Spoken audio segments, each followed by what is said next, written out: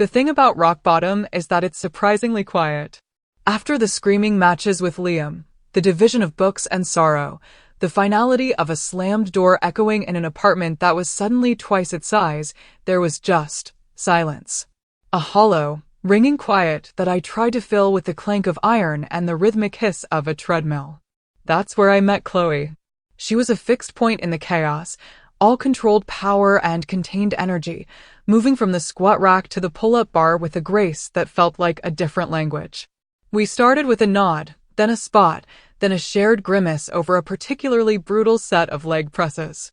Soon, our schedules aligned into a shared ritual, a silent pact to drag each other through one more rep, one more day. She was my anchor, solid and dependable, and I tried very hard to ignore the way my breath caught when she'd smile, a rare, brilliant thing that lit up her severe face. I told myself it was gratitude. I told myself she was straight. It was easier that way. A neat little box to put the feeling in so it wouldn't break anything. Then came the shower. We just finished a grueling session, my limbs feeling like overcooked noodles, sweat plastering my tank top to my skin. Chloe was barely flushed, toweling her neck with an enviable lack of fatigue. "Hey," she said, her voice a low rumble over the gym's terrible techno music. "I've got to be across town in 45. Do you mind if we, shower together?" Just to save time, she said it so casually, like she was asking to share a protein shake. My brain short-circuited. 1,000 responses died on my tongue. Shower together? Like, in the same stall? The communal showers at Iron and Oak Fitness were not built for tandem activities. They were cramped, tiled cubicles with flimsy curtains that offered the barest illusion of privacy. My heart hammered against my ribs, a frantic bird trapped in a cage. I could feel the heat rising in my face, a blush I prayed she'd mistake for post-workout exertion. Every self-preservation instinct screamed at me to make an excuse, to say I was just going to rinse off at home, to feign a sudden, debilitating muscle cramp. But I looked at her, at the earnest, practical expression on her face, and the only word that came out was a strangled, sure, it was a word that felt like stepping off a cliff. The walk to the locker room was the longest 10 yards of my life. I was intensely aware of everything, the squeak of my sneakers on the rubber floor, the way Chloe's ponytail swayed with each step, the knot of dread and something horribly like hope tightening in my stomach. She was already stripping off her sweatshirt by the time I fumbled with my locker combination, her movements efficient and unself-conscious. I tried to focus on my own routine, unlacing my shoes, peeling off my socks, but my eyes kept betraying me, snagging on the line of her spine, the sharp definition of her shoulder blades. It felt like a violation, this stolen intimacy, even though she was the one who had invited it. I grabbed my towel and shampoo, my hands shaking slightly, and followed her toward the showers. The air grew thick with steam and the clean, chemical scent of chlorine and soap. Chloe pulled back the curtain to one of the stalls. "You can go first," she offered, and for a wild second, I thought she meant she'd wait outside. But then she just stepped in behind me, pulling the thin plastic curtain closed. The space was impossibly small. My back was inches from her front. The water hadn't even been turned on, and I already felt like I was drowning. My own breathing was a roar in my ears. I was trapped in a tiny, tiled box with the one person who could unravel me completely, and it was all under the guise of simple, infuriating practicality. Chloe reached around me, her arm brushing against mine, and turned the knob. The shock of cold water made me gasp before it quickly warmed, sluicing over my shoulders. Steam billowed, obscuring everything, turning the small space into a world of its own, separate from the gym, from reason, from everything but the two of us. I kept my eyes screwed shut, focusing on the task at hand. Shampoo, conditioner, soap, a mechanical sequence to keep my mind from spiraling. But I could feel her presence behind me, a solid wall of warmth. I could hear the soft sound of her breathing, could feel the subtle shift of her weight as she moved. The water cascaded over us, a shared curtain that connected our bodies. My skin prickled with a hyper-awareness that was both agonizing and exhilarating. I tried to make myself smaller, to press myself against the cold tile wall to give her space, but there was no space to give. Her hand brushed my lower back as she reached for the soap, a fleeting touch that sent a jolt straight through my nervous system. I flinched, a tiny, involuntary movement. The air changed. The steady rhythm of her washing paused. "You okay, Maya?" she asked, her voice quiet, strangely close in the enclosed space. "Yeah," I choked out, the word lost in the spray. "Fine. Just, water's hot." It was a lie. The water was perfect. It was me who was burning.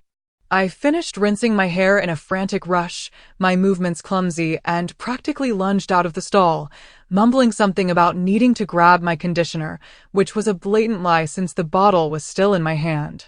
I didn't look back. I just stood under a different shower head, my heart pounding a frantic, terrified rhythm against my ribs, and wondered how I was ever going to look her in the eye again. Getting dressed was an exercise in silent, excruciating tension. I wrapped my towel around myself so tightly it was hard to breathe, and kept my back to her as much as possible, focusing on the mundane task of pulling on clothes as if it were a complex surgical procedure. The usual post-workout chatter was gone, replaced by a silence so heavy it felt like a physical weight. I could feel her watching me in the mirror's reflection. I refused to meet her gaze. I just saw the periphery of her, a shape of damp hair and toned muscle, moving with a deliberate slowness that felt accusatory. Or maybe I was just projecting. Maybe she hadn't noticed a thing, and this entire storm was raging only inside my own head. That thought was somehow worse. When we finally walked out into the cool evening air, the parking lot lights casting long, distorted shadows, the space between us felt like a chasm. "Coffee?" she asked, her voice back to its normal, even tone, as if the last 20 minutes hadn't happened. It was part of our ritual. Gym, then coffee, and a debrief at my place. Saying no would be an admission that something had shifted, that the shower had been more than just a time saver. Saying yes felt like walking back into the fire. "Yeah," I heard myself say, my voice thin. "Coffee sounds good." The entire drive to my apartment, I gripped the steering wheel so hard my knuckles were white, replaying that moment, her hand on my back, my flinch, her question. It wasn't just my imagination. Something had happened in that tiny, steam-filled world. I had shown a crack in my carefully constructed wall of friendship, and I had no idea if she'd seen it or what she would do if she had. My apartment, usually my sanctuary, felt like a stage. Every object seemed too loud, too revealing. The stack of poetry books on the coffee table, the worn-out armchair where I spent my evenings, the single coffee mug sitting by the sink. Chloe moved through the space with her usual ease, but I saw it all through a new lens, hyper-aware of her presence within my life. She sat at my small kitchen table while I fumbled with the coffee maker, the silence stretching between us. I focused on the ritual, scooping the grounds, pouring the water, the familiar gurgle of the machine. It was a flimsy shield against the unspoken thing in the room. "So," she began, and I nearly dropped the bag of beans. That was efficient, her tone was light, but there was an undercurrent I couldn't decipher. Was she mocking me? Testing me? "Yep," I said, my back still to her. All about efficiency, my attempt at dry humor fell completely flat. The machine finished its cycle, and I poured 2 mugs, my hands still not quite steady. I placed one in front of her, the ceramic clinking against the wooden table. I sat opposite her, wrapping my hands around the warmth of my own mug, using it as an anchor. Finally, I forced myself to look at her. She wasn't smiling. Her gaze was direct, searching. "Maya, did I make you uncomfortable?" The question was quiet, stripped of all pretense. There it was. The point of no return. I could lie, laugh it off, blame it on the hot water again. I could preserve the comfortable, safe friendship we had. Or I could tell a sliver of the truth. It was just, close quarters I managed, staring down into my coffee. I'm not used to it, it wasn't a lie, but it was a masterful understatement. She was silent for a long moment, just tracing the rim of her mug with her thumb. "Right," she said softly. "Me neither, I guess." She didn't push it, but the dam had been breached. The comfortable illusion of our simple friendship was gone, replaced by a fragile, Terrifying honesty. She started talking then, not about the shower, but about Kevin, her perpetually disappointing on-again, off-again boyfriend. She spoke about a fight they'd had the night before, about the way he made her feel small, about the gnawing loneliness she felt even when he was sitting right next to her. It was the most she had ever shared with me. I listened, the tightness in my own chest easing slightly, replaced by a deep, aching sympathy. I saw past the strong, capable woman at the gym, the one who could deadlift twice my weight without breaking a sweat, and saw someone who was just as lost as I had been after my own breakup. She was building her own walls, just of a different kind. He just doesn't see me, she said, her voice barely a whisper. It's like he's in love with an idea of me, and I'm constantly failing to live up to it. The words resonated so deeply they felt like my own. It was the same thing I'd felt with Liam. The profound isolation of being with someone who doesn't truly know you. In that moment, sitting in my kitchen, the air still thick with unspoken feelings, our connection deepened into something more than a shared workout routine.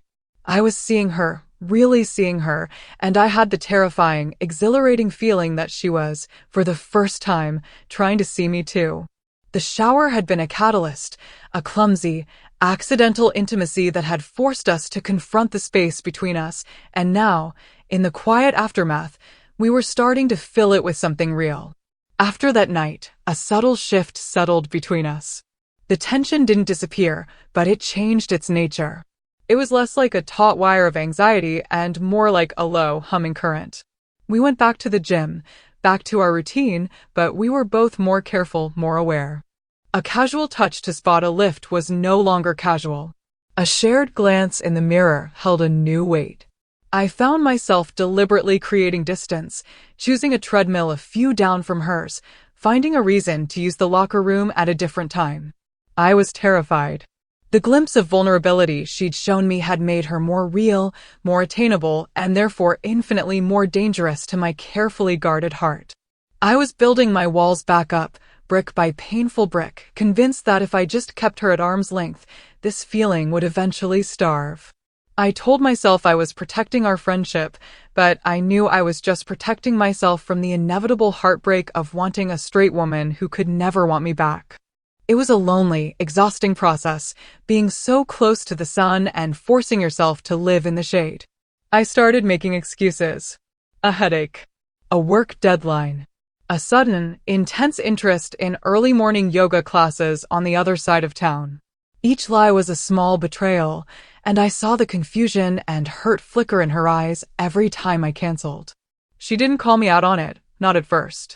She just accepted my flimsy reasons with a quiet nod, her gaze lingering a moment too long, as if trying to read the truth I was so desperate to hide. The space I was creating between us was becoming a void, and the silence that filled it was lonelier than any I had ever known. One Tuesday, after a week of successful avoidance, my luck ran out. The sky had been a bruised purple all afternoon, and just as I was settling in for the evening, the clouds broke. Rain lashed against my windows, driven by a wind that rattled the old frames. A storm inside and out. Then a knock on the door. It was sharp, insistent, cutting through the sound of the downpour. My heart leaped into my throat. I knew who it was before I even looked through the peephole. Chloe stood on my doorstep, soaked. Rain plastered her dark hair to her forehead and dripped from her chin. She wasn't wearing gym clothes, just jeans and a thin jacket that was clearly no match for the deluge. She looked undone, her usual composure washed away by the storm. "Can I come in?" she asked, her voice tight. I stepped back, holding the door open, and she walked past me into the warmth of my apartment, leaving a trail of damp footprints on the floor. She stood in the middle of my living room, hugging herself, shivering slightly. "You've been avoiding me," she said. It wasn't a question. The directness of it stole the air from my lungs. "No, I started, the lie already tasting like ash in my mouth." "Don't, Maya," she cut me off, her eyes pinning me in place. They were dark, stormy, filled with a hurt that mirrored my own. "Just don't." Did I do something wrong? Was it the shower? Did I cross a line? Her voice cracked on the last word, and the sound broke something inside me. All the walls I had so carefully constructed crumbled into dust. The exhaustion of pretending, of hiding, of running from this overwhelming feeling finally caught up to me. Tears I didn't even know I was holding back began to well in my eyes, hot and stinging. "No," I whispered, my voice thick. "You didn't do anything wrong." I sank onto the edge of my sofa, the fight completely gone out of me. The sound of the rain was a roar, filling the silence between us. Chloe took a tentative step closer, then another, until she was standing right in front of me. She knelt down, so our eyes were level. Her jeans were soaked, and I could feel the damp chill of them even from a few inches away. "Then what is it?" she asked, her voice impossibly gentle. "Talk to me," and I did. The words tumbled out, messy and incoherent, a torrent of confession I couldn't stop. I told her about the loneliness after my breakup, about how our friendship had become my lifeline. I told her how much I valued it, how terrified I was of losing it. I didn't say the words, "I'm in love with you," but they were there in every trembling sentence, in every tear that traced a path down my face. "It's just complicated, Chloe," I finally managed, looking at my hands, unable to meet her gaze. "For me, it's not just about saving time." I braced myself for the rejection, for the awkward apology, for the pitying look that would signal the end of everything. Instead, I felt her hand cover mine. Her fingers were cold from the rain, but her touch was firm, grounding. I looked up. She was watching me with an expression I had never seen before, not pity, not confusion, but a profound, heart-stopping tenderness. "I know," she said, her voice a low murmur. "Do you think I haven't noticed?" Her words hung in the air, a quiet revelation that changed the very atmosphere of the room. You knew," I stammered, my mind struggling to catch up. She gave a small, sad smile. "I'm not as oblivious as I look, Maya. I saw the way you looked at me. I felt you pull away." She squeezed my hand. "I just didn't know why. I thought maybe I'd imagined it." She looked away for a second, a flicker of her own vulnerability showing through. "Kevin and we ended it. For good, this time," she said it simply, a fact laid bare between us. He was right. I couldn't give him what he wanted. Because it wasn't what I wanted, either. She looked back at me, her gaze intense and unwavering. "I've been so busy trying to be the person everyone expected me to be, I forgot to figure out who I actually am." The rain continued to beat against the window pane, a steady rhythm section to the frantic drumming of my own heart. In that moment, the labels straight, gay, friend all dissolved, leaving just the two of us, stripped down to the raw, honest truth. She was just as scared and confused as I was. Slowly, she raised her other hand and gently brushed a stray tear from my cheek with her thumb. The touch was electric, a spark in the quiet room. All the air left my body. I leaned into her touch, a silent surrender. The distance between us, once a chasm, had shrunk to nothing. Her face was so close now I could see the flecks of green in her dark eyes, could feel the warmth of her breath on my skin. This was it. The precipice I'd been teetering on for months. And for the first time, I wasn't afraid of falling. I closed my eyes as she leaned in, and her lips met mine. It wasn't a firework display. It was something quieter, deeper. It was like the first breath of air after being held underwater for too long. It was soft and hesitant, tasting of rain and salt, and a longing so profound it ached. It was a question and an answer, a beginning and an end, all at once. We woke to the pale, watery light of a post-storm morning. The rain had stopped, leaving the world outside washed clean, and for the first time in a long time, the silence in my apartment didn't feel empty. It felt full, peaceful. Chloe was still asleep, her arm thrown across my waist, her dark hair fanned out on my pillow.